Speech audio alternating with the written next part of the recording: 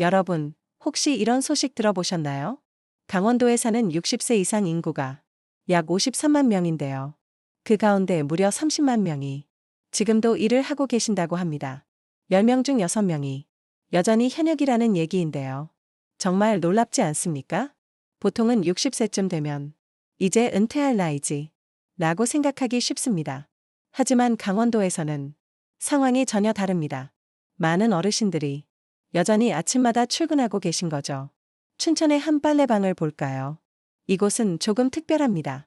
저소득층 어르신들의 이불과 신발을 세탁해주고 말려서 집까지 배달까지 해줍니다.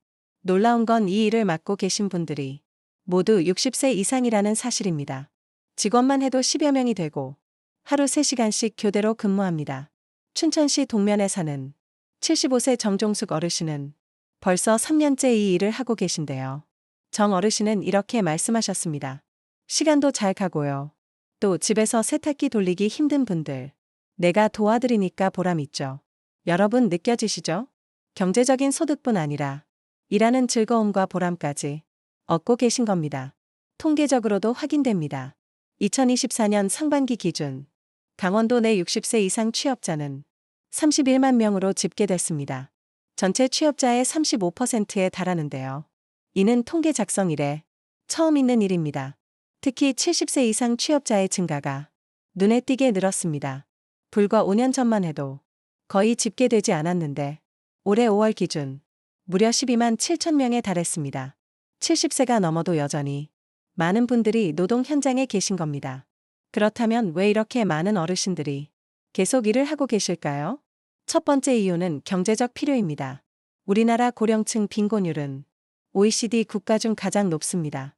통계청 자료에 따르면 65세 이상 노인의 상대적 빈곤율은 약 40% 수준입니다. 즉, 2명 중 1명 가까이가 기본 생활비 마련조차 쉽지 않다는 뜻이죠. 국민연금 평균 수령액도 월 60만 원 수준인데 이 돈으로는 월세, 공과금, 식비, 약값을 도저히 감당하기 어렵습니다. 그래서 많은 어르신들이 추가 소득을 위해 다시 일터로 나가게 되는 겁니다. 두 번째 이유는 건강과 활력입니다. 여러분 집에만 있으면 어때요? 몸도 무겁고 마음도 쓸쓸해집니다. 하지만 아침마다 출근을 하면 걷게 되고 움직이게 되고 사람을 만나게 됩니다. 이게 바로 최고의 건강 비법입니다. 서울대 보건대학원 연구팀도 이렇게 발표했습니다. 노인의 경제활동 참여가 신체적 건강 유지와 우울감 감소에 직접적 영향을 준다. 즉, 일하는 것이 곧 건강을 지켜주는 약이 되는 겁니다. 세 번째 이유는 사회적 연결과 보람입니다. 내가 아직도 누군가에게 필요한 존재다. 이 사실이 인생 후반부에 얼마나 큰 힘이 되는지 모릅니다. 돈보다도 중요한 게 바로 이 보람과 자존감이거든요. 하지만 문제도 있습니다. 현재 어르신들의 일자리는 대부분 단순 노무직에 집중돼 있습니다. 환경미화, 아파트 경비, 주차 안내, 단순 서비스업 같은 일들이죠. 물론 사회에 꼭 필요한 일이지만 근무 환경이 쉽지 않고 소득도 충분하지 않은 경우가 많습니다. 춘천 시니어 클럽의 이정훈 관장도 이렇게 말했습니다.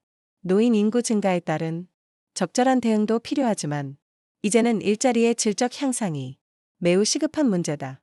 즉, 단순히 숫자만 늘리면 안 되고 안전하고 보람 있고 적정한 소득을 줄 수 있는 좋은 일자리가 필요하다는 겁니다. 여기서 해외 사례를 잠깐 볼까요? 일본은 이미 초고령 사회입니다. 65세 이상 인구 비율이 30%에 달합니다. 일본 정부는 계속고용 제도를 운영합니다. 기업이 원한다면 정년 후에도 70세까지 계속 일할 수 있게 하는 제도입니다. 또 독일은 시니어 전문 직업 훈련을 강화해서 나이에 맞는 맞춤형 일자리를 제공합니다. 미국도 마찬가지입니다. 미국의 월마트나 맥도날드에는 70세 이상 직원들이 많습니다. 고객 응대나 안내, 단순 계산 같은 일은 나이와 크게 상관이 없기 때문입니다. 그렇다면 우리나라는 앞으로 어떻게 해야 할까요? 첫째, 시니어 맞춤형 일자리 개발입니다. 예를 들어 돌봄 서비스, 지역 안전 지킴이, 문화관광 해설사, 건강 프로그램 강사 같은 일들입니다. 둘째, 교육과 훈련 지원입니다. 컴퓨터 활용 교육, 스마트폰 활용, 기초 회계 교육 등을 통해 새로운 일에 도전할 수 있게 해야 합니다. 셋째, 안정적인 소득 보장입니다.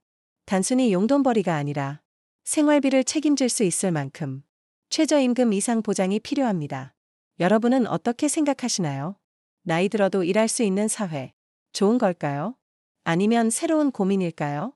댓글로 여러분의 생각을 자유롭게 남겨주세요. 고령층 경제활동 인구 1천만 명 시대. 이제 우리 사회는 이 문제를 더 이상 남의 일로 볼 수 없습니다. 앞으로는 단순히 일할 기회를 주는 것을 넘어 더 안전하고 더 보람있고 건강하게 오래 할 수 있는 일자리. 이것이 필요하지 않을까요? 오늘은 강원도의 시니어 일자리 현황을 팩트와 함께 깊이 살펴봤습니다. 여러분께 도움이 되셨다면 구독과 좋아요, 알림 설정까지 꼭 눌러주시고요. 주변 소중한 분들께도 공유해주시면 감사하겠습니다. 오늘도 함께 해주셔서 고맙습니다.